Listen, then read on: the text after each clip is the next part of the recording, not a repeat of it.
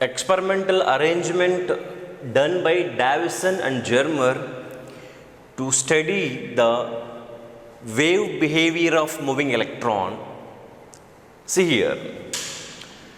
See, the more information is here about the arrangement of the experimental setup and what is happening in the collision of electron beam with the nickel target, and thereafter what is happening. Just see here now. Basically, I want to send the electron having some particular high velocity and thereafter letting it to fall onto the nickel target. And here, as I was saying, like in the last video clip, you can see that we are bothered here about to perform the diffraction of the electron through the crystal lattice. Like our X-ray diffraction, here it is a electron diffraction. So, electron should gain some high velocity, right? First requirement is that I should have high velocity for electron. So, electron should have high velocity.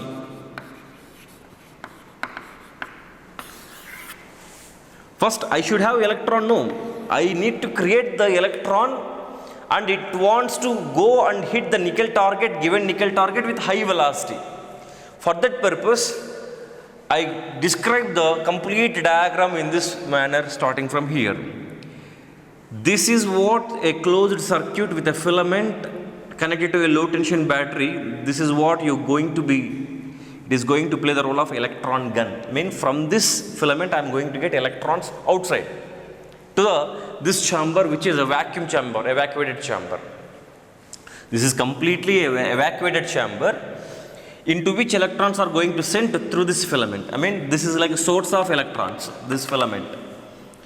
So, this is a basically tungsten filament coated with barium oxide, and once if the current passes through this because of let's say it got heated up and due to thermionic emission electrons may come out, right? And these electrons which are having negative charge after just emission from the filament may have their own normal velocity, but I have to take up their velocity for any desired velocity as per my wish, and that purpose I have connected a high tension battery here, connecting one terminal to the electron gun, other terminal to the metal cylinder, which I have shown as A. Of course, this metal cylinder has one small fine hole at both ends. See, as this got connected to positive and this got connected to negative, that means these two electron filament gun as well as this metal cylinder, in between these two, I'm applying a high electric field zone, like a high potential difference got set up here. So, once if electron got sent into the electric field having high potential difference, obviously more work will be done on it. Obviously, more kinetic energy it can gain, mean what it leads to taking the velocity of electron at a higher level. No. So, my desire is to get the high velocity, so that has been achieved now here. And these electrons are literally made to pass through this fine hole and can come out as a electron straight beam here through this metal cylinder, and this process we call as a collimation, C-O-L-L-I-M-A-T-I-O-N. This is what we call as collimated beam. Okay, instead of moving in random directions, if you move or if you make them to move in particular a pencil path, like a straight path, in defined path, that is what we call as collimation, and this electron beam finally going to hit the nickel target. That is what our intention is. Our intention in the sense, this is what the intention of the Davison-Germer, to make the electrons to hit the nickel target with high velocity, and just after hitting the nickel target with the nickel surface atoms, electrons used to get scattered with the nickel atoms after getting collision with the nickel atoms, right? So, this is what the incident path and this is what the scattered path. So, the angle between the incident electron beam and the scattered electron beam, this theta is what we call as scattered angle. And you know, this path is nothing but representing the path of diffracted electron beam. After suffering diffraction is nothing but what? Bending of the radiation about an edge of the obstacle is what we call as a diffraction. If this is a obstacle, if a radiation comes, like this is nothing but I feel like as if one atom here. So radiation can bend at the edge of the obstacle. This is what we call as a diffraction. So if these are the two atoms, there is a chance of having diffraction of the radiation, nothing but here electron beam at the edge of the obstacle. This is what the actually diffraction phenomenon which you might have studied in wave optics chapter. So that is what similar thing happened here. This diffracted electron beam is going to go in this particular direction, and to study the intensity of this diffracted electron beam, and there is arrangement of one electron detector. This is having the ability to detect the fallen electron, and this electron detector which you can see here can be able to move on the circular scale. Okay, you can take this detector to any point. And one more thing is that this detector even connected to a galvanometer. So this galvanometer purpose is what? It can directly give the intensity effect in terms of current. Its purpose is to sense the diffracted electron beam intensity in terms of current value. So if more is the intensity, more is the reading shown by the galvanometer. Of course, it is nothing but a meter, because once if galvanometer gives the reading of current, it is what we call as a meter. So such a way, galvanometer purpose is to give the reading of the intensity in form of current. And here, they have started working out this process, and they used to vary the voltage, this high tension voltage, within a range from 44 to 68 volts.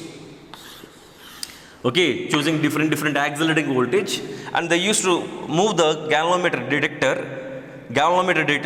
or electron detector across this circular scale at various positions for different angles of scattering value of theta.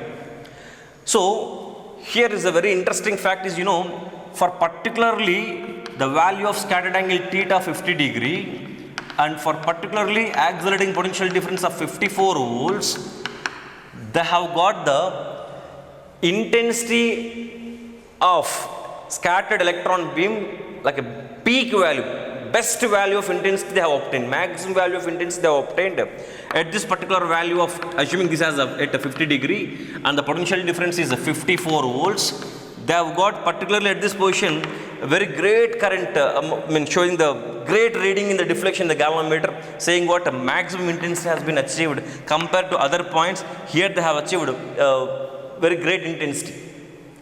So the conclusion fact here is what? If you see maximum intensity, minimum intensity, moderate intensity, it is what something here happened is what?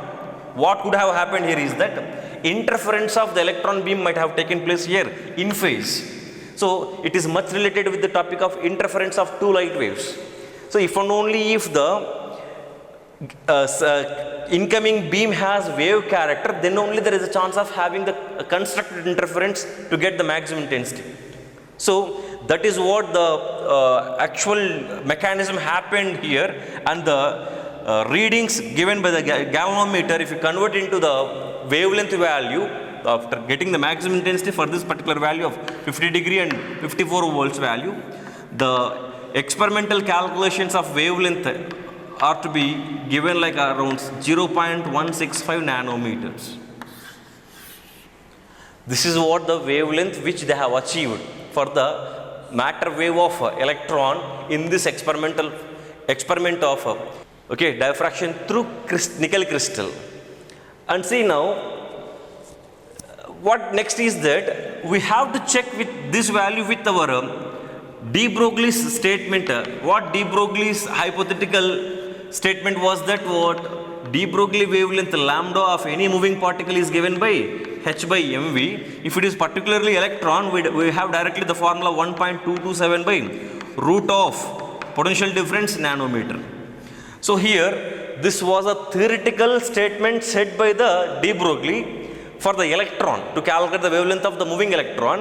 And now, because we made the electron to move in this diffraction experiment, and we have succeeded in getting the value of lambda of the moving electron beam, scattered electron beam as this much, and we need to check the value of electron beam wavelength in this Davison-Germer experiment with the said relation given by the de Broglie with this form, just by substituting the value of voltage with what they have achieved this value in this setup, that is 54 volts. So if you substitute the value of V as 54 here, and you will be getting the value like a 0.167 nanometer. So wavelength of the moving electrons are to be proved with this potential difference as 0.167 nanometer theoretically, already got proved as the 0.165 nanometer experimentally. So if you observe here, there is a little bit change in third decimal point here. So they are in excellent agreement with each other. Hence, it's like a very great proof for saying what de Broglie statement is true. Right? De Broglie statement was what? Moving particle should have so and so waves associated with that, and hence if waves are there, certainly wavelength should be there, and wavelength according to his theoretical formula for electron under this potential difference of 54, we got this much. Even the same thing got proved experimentally. This is how Davison-Germer experiment is the proof for statement made by de Broglie. This is what we can have the discussion on wave nature of matter in our second PUC syllabus.